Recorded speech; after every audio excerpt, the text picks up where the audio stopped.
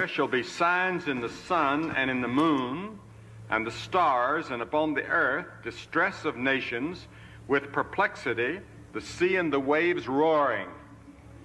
That's a very interesting passage to me, because the word distress means pressed from all sides.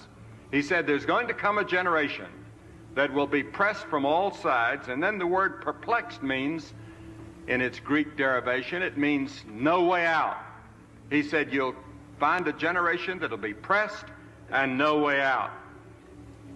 All the problems that we're facing today with race problems in South Africa, poverty, our children are fed on a daily diet of violence unparalleled in our history. The diet can numb the sense of shock and render acceptable those things which we should reject. The crisis of modern civilization is the decline of human personality and human responsibility. The mass man has lost his personal traits. He shifts the responsibility for his behavior upon an impersonal society. And this society, in turn, seems to be ruled by the computer, by bureaucracy, by fashion, by organization, by the mass media. As a result of our contemporary society has little room for human individuality and human personality. But the Bible teaches that man was made in the image of God. And that's why Jesus Christ came and died on the cross and shed his blood, so that we could be forgiven and we could be reconciled to God. There's coming a day and a moment when we're going to have to face that inevitable moment when we stand face to face with eternity. And how are you going to feel at that moment? That's a big question.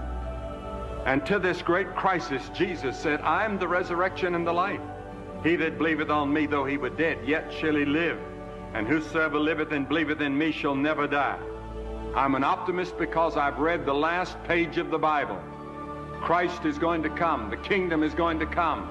When he prayed that prayer, thy kingdom come, thy will be done on earth as it is in heaven, that prayer has never been answered, but it's going to be answered. I challenge you to go public with your own faith. Make certain that your Christian profession has integrity. Don't fake it. People know when you're faking. Don't pretend to have something you don't have. And then live a life of integrity, which is demonstrated by your commitment to righteousness, justice, and truth. Martin Luther King once said, "Oh, American Christians, I must say to you that standing up for the righteousness and the truth of Jesus Christ and for the truth of God is the greatest thing in the world. This is the end of life.